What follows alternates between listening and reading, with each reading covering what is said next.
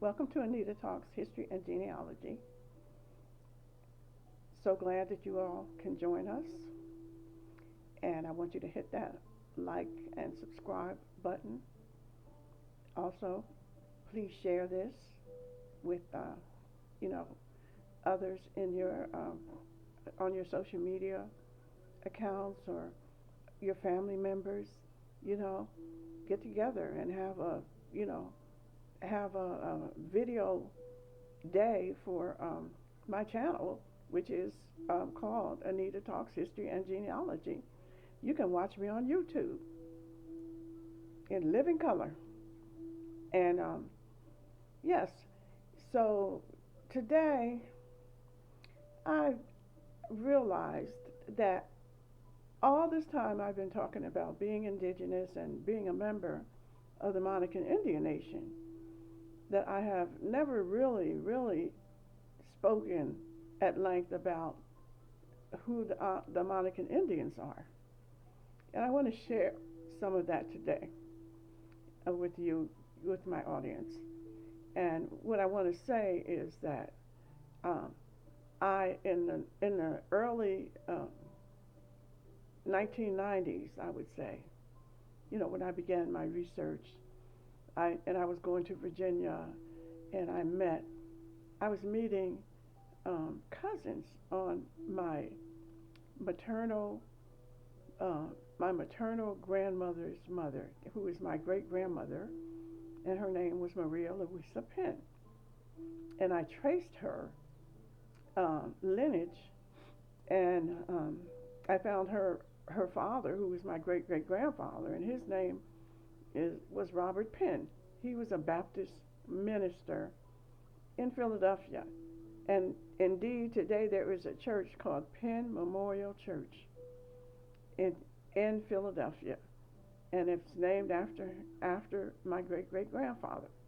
And also, Monumental Baptist Church in Philadelphia was built by my grandfather, my great grandfather, my great great grandfather, Robert A. Penn.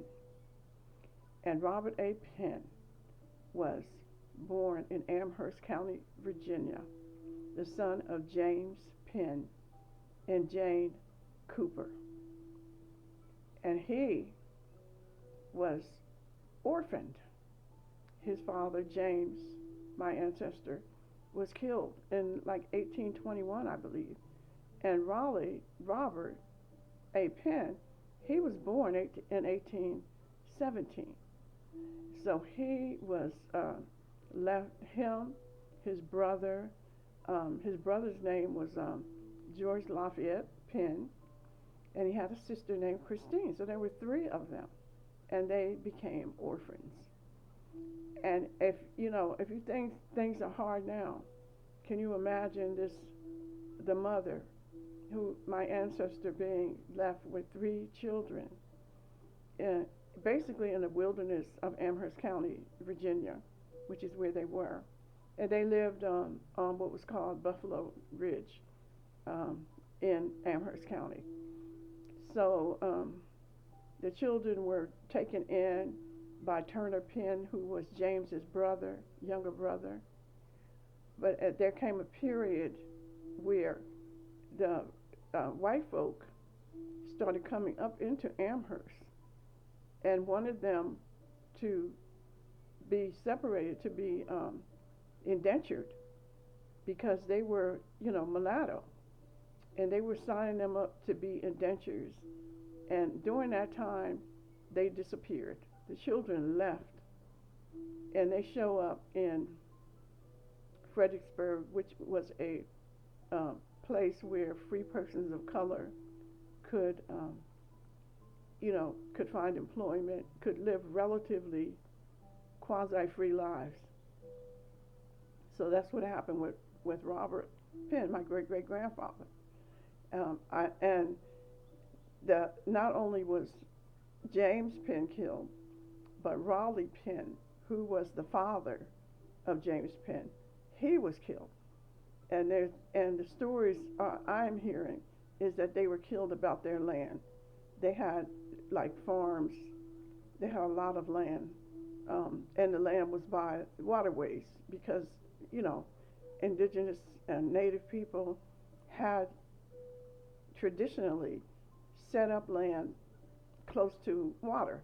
You know, especially if you're going to have a farm, you need that water, and they didn't have, you know, what we have today that could, you know, pipe the water inland or anything. So they were by this creek, and Raleigh was, you know, had been in the Revolutionary War, and Raleigh Penn actually moved from from Lancaster County. He moved. He had been an indentured servant. Um, no, he was serving an apprenticeship, and as a copper, you know, like they made these big, huge copper barrels. So that's what he was taught when he was like 14 or so. And once he finished that indenture, around the time he was 21, he embarked on a journey out of Lancaster County. So Raleigh Penn was Wicomico.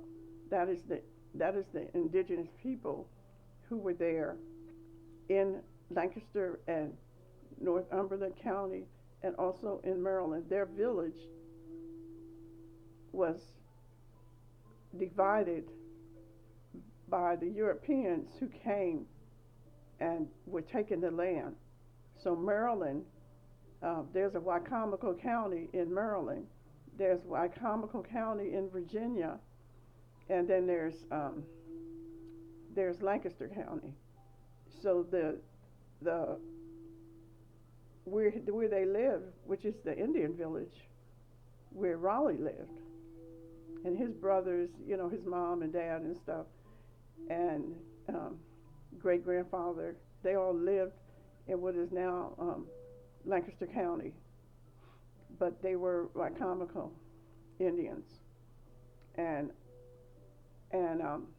so I believe that Raleigh, or this is rumored that Raleigh was a scout, that he was taking people inland, and that was probably something that he learned, you know, from his father, Robert Penn one. And so they, you know, so he went into York County out of Lancaster, and he met up with the Red Crosses, and he met Sarah. Sarah, who is my ancestor, was a Red Cross. Sarah Red Cross Evans. So we believe that her mother was a Red Cross, and she took on the name of her mother, the surname of her mother, and her mother, I believe, was deceased and was not there to raise Sarah, but Sarah was her name was Sarah Red Cross Evans, and her brother was John Red Cross, and I believe that Raleigh met John Red Cross first, and then was introduced to Sarah, and they were all part of a tribe that was in Virginia, that came out of North Carolina. But Sarah, the Evans are the ones who were Monacan, who were Sioux, and Raleigh Penn, they were Algonquin. They were living, you know, they were part of. They paid tribute to. They were tributary to the Powhatan. So these were tribes that were breaking off and living in the same areas and had different villages. And Raleigh, you know, he met up with John Red Cross, and they became like brothers, and probably was welcomed into the tribe. And that was they were the Monacans. So Sarah Evans is Monacan, is the one who is Monacan, and that's my direct ancestor through my great great grandfather Robert Penn. And Sarah's people go all the way back to Cheraw County, which is Cheraw in North Carolina. And we traced back to um, Jane Gibson, Jane BNU Gibson. She was Indian. She's identified as Indian, and her children. She married in Evans. She was a BNU, so she married in Evans, and those children were, she said that this man who was Gordon Lightfoot, he was like, he had a plantation, and he told her that the children were going to serve indentures, and so she had these children, and he took the children. So this had to be early on because Sarah, not Sarah, but Jane, she was born about 1640. So this was like in the late 1600s. This man comes and takes her children who are brown-skinned Indians, Native Americans, and then he claims they were African. He said they were Negroes. They were, and he enslaved them. And she continued to ask about her children. Where are my children? There is so much written information about Jane, saying, "Where are my children?" They took the children and put them into slave situations and sold them as slaves. And the amazing part of it is that there is written record from the time that they took those children until the time that the children proved. But this took 3 or 4 generations of them fighting. Every generation would stand up and fight and say, "We're not Africans. We're not, or we're not slaves. We're not Negroes." Because Virginia had these phony laws, and North Carolina, the colonial powers had these laws about who could and could not be a slave, even though we know that the first slaves in the Americas were the native people. So they made these laws, but this was like when they had started trying to bring in African slaves, and they were saying that they would not, and this was just lip service, that they would not enslave the natives, the Indian people. So if it happened to Jane Benu, my direct ancestor, Jane, believe me, it was happening all over. What they were doing was redesignating the race of the people they found there and making them Negro, mulatto, colored, Negro, or black, implying that they had African ancestry, that they were brought there as slaves and they were enslaved. And again, if you go into court, your word meant nothing against a white man's word. So the children were enslaved and lived, and there was 3 or 4 generations. And in the Virginia Historical Society, they have the information about Jane, and which her statements that she made, that she went and said, "They took my children." Who? Oh, this Lightfoot, Gordon Lightfoot. He took my children, and he took them to a plantation in Virginia, and they were. So when they would go and look for the children, they moved the children around. They were taking the children and selling them as slaves, and it took 4 generations before they got any relief, from the courts, because again, your word meant nothing. If you were Indian or Native or African, Your word in against a white man meant nothing. And we were just lucky to find those records around us, you know. So I met with cousin Victoria, and who is, also a member of the Monacan Indian Nation. This was in the 1990s, and she had been writing, doing a lot of writing, and she was a powwow dancer. She was a certified powwow dancer, and we met up and come to find out that we had the same ancestry. Her ancestor Turner Penn was the one who took in my great great grandfather after his father James Penn was killed, and the mother Jane Cooper, she was there was nothing that she could do because she at the time they were not educated.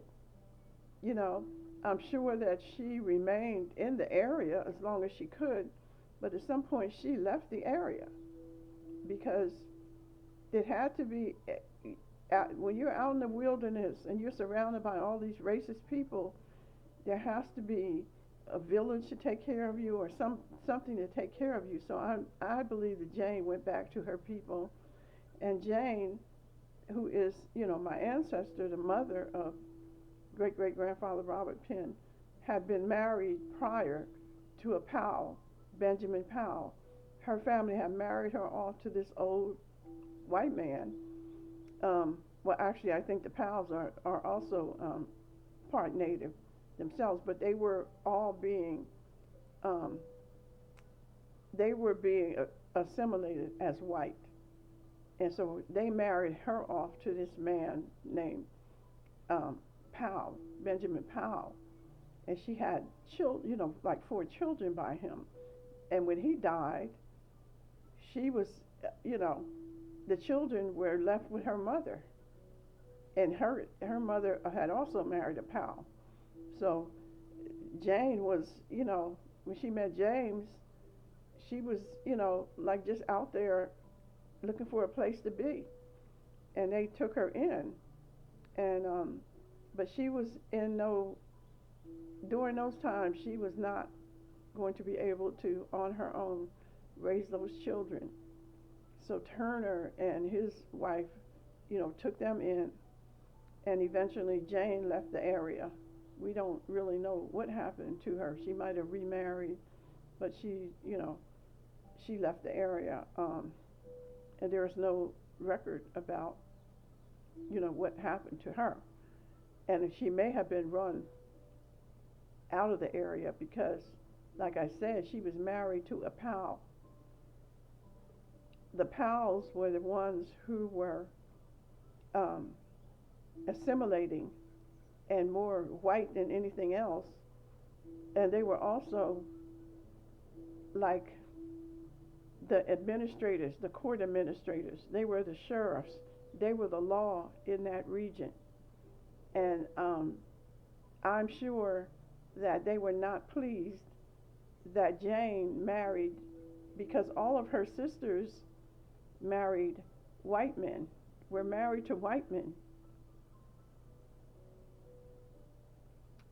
And let me backtrack on that. All of her sisters married Powells, and her mother married a Powell. But Jane was not a Powell, she was a Cooper. And the mother had been married to this older man, and he died. Anyway, so they were all Powells.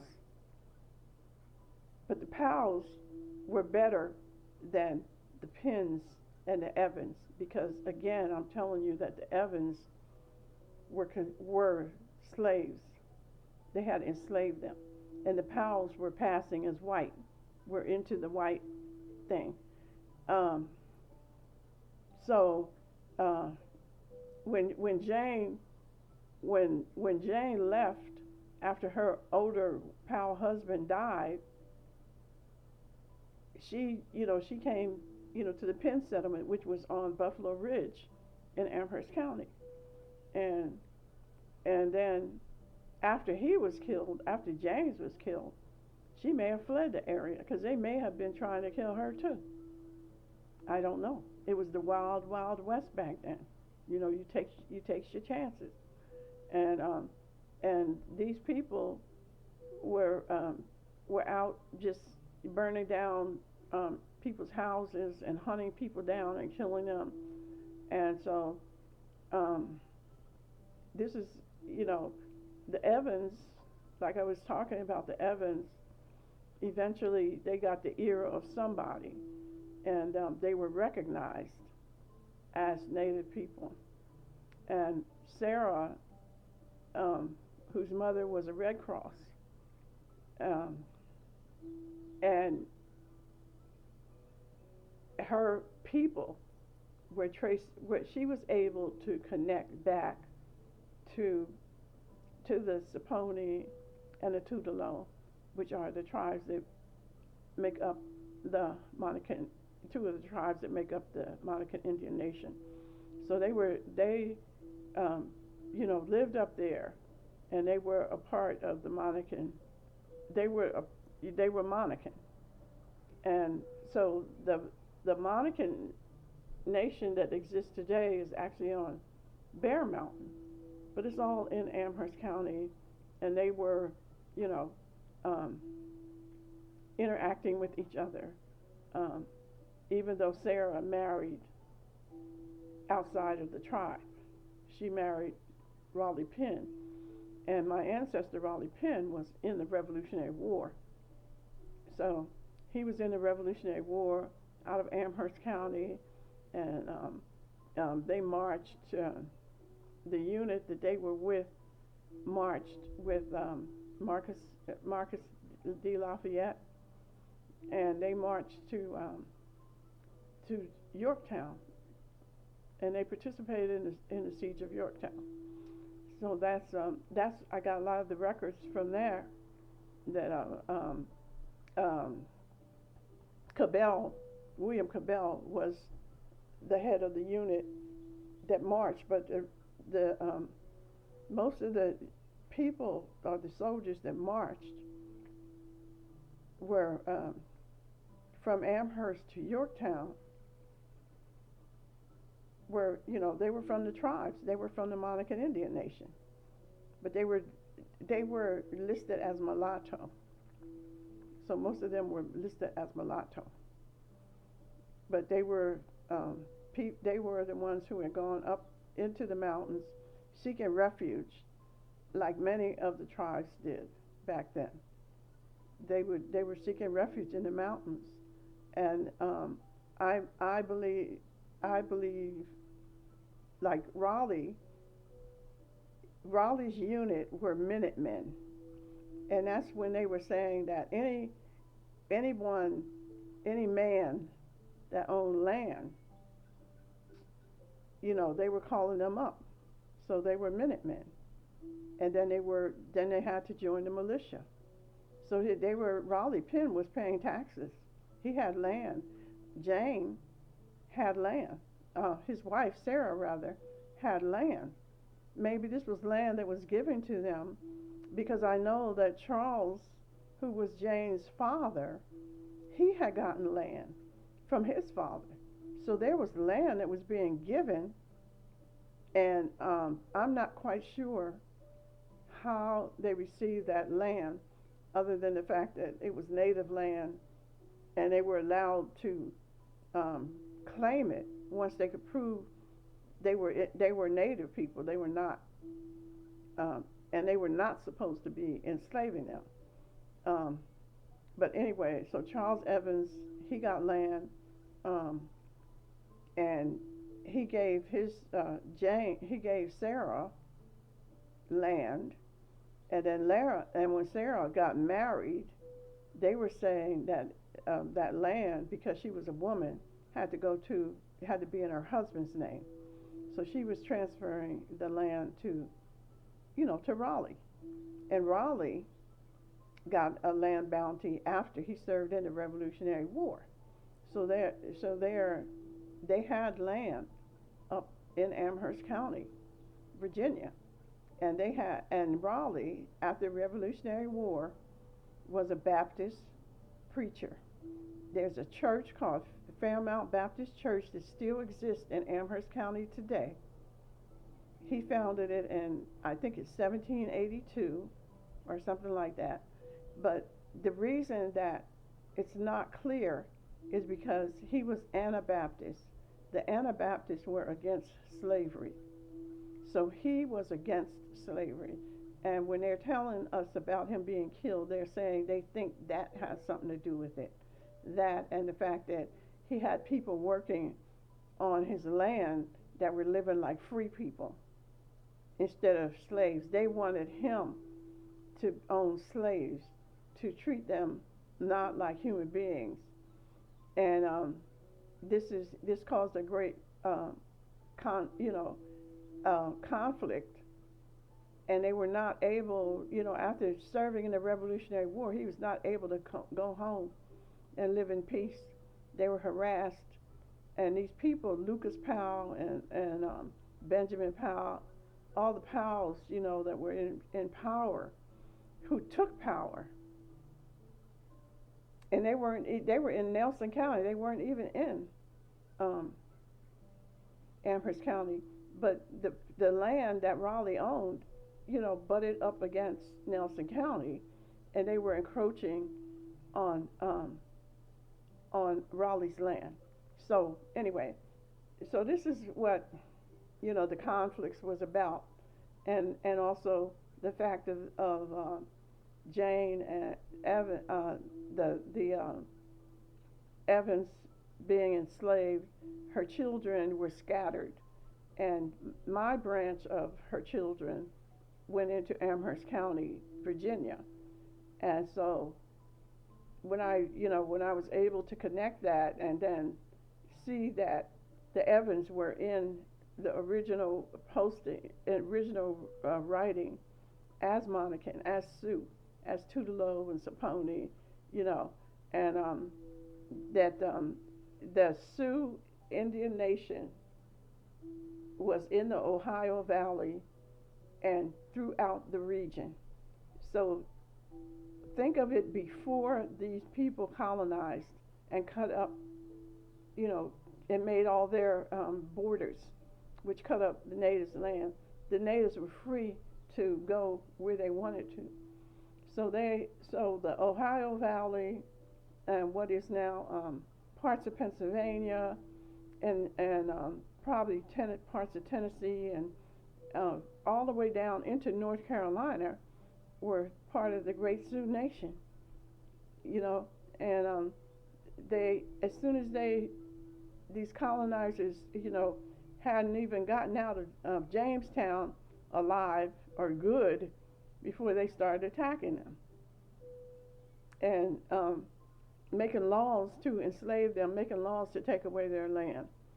And so, when I was able to get all of that information together, then in 1998, the Monacan Indian Nation got state recognition, and I was accepted into the Monacan Indian Nation along with Victoria, cousin Victoria, as one of the few first people to join when they were state recognized, and then they got federally recognized several years ago.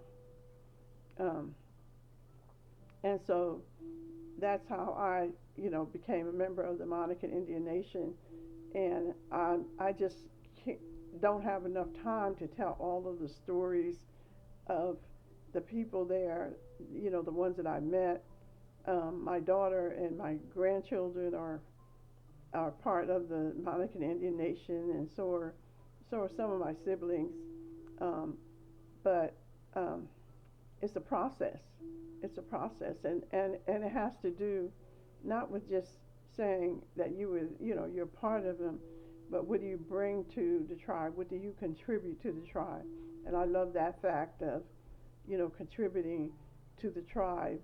And even though I'm there in Virginia, and I'm all the way here on the West Coast, but I feel a part of them, and I, you know, whenever we have, when there's meetings and stuff, there's differences, and the differences work themselves out, and that's the way that we do it.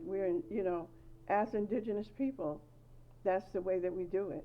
And to have someone question my lineage, I mean, I could have, I can also join another tribe or two or three other tribes, but unfortunately, this government that monitors the tribe says that you can only be, you know, you can only be a member of one tribe.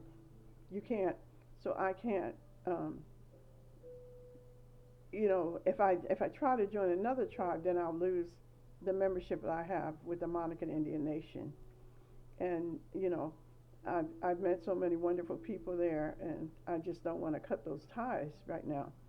But it's a wonderful experience, and it's only a drop in the bucket. I'm going to share more because I want to keep the Monacan Indian Nation, this small tribe, um, and, and I want to keep their story going because we're still growing, and you know, um, we you know, and we want folks to know that we're here, that we're a federally recognized tribe, even state record before the tribe was state recognized, we were tribe. We were tribal members. We were meeting each other and sharing histories, your genealogy, and who was your people, and this, and so many memories of struggle and triumph, and you know, and that's what it's about.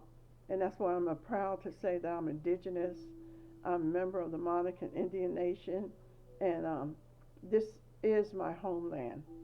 The Americas are our homeland. I'm not a visitor here.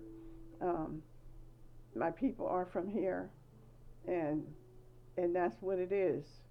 And anytime somebody comes up to you who has just been here maybe for 3 generations from we know where, and tells you to go back to wherever they think, because they don't actually think, they're just spewing hate at us on our land, telling us to leave our land, our homeland, because they were so willing to get up and leave their homeland.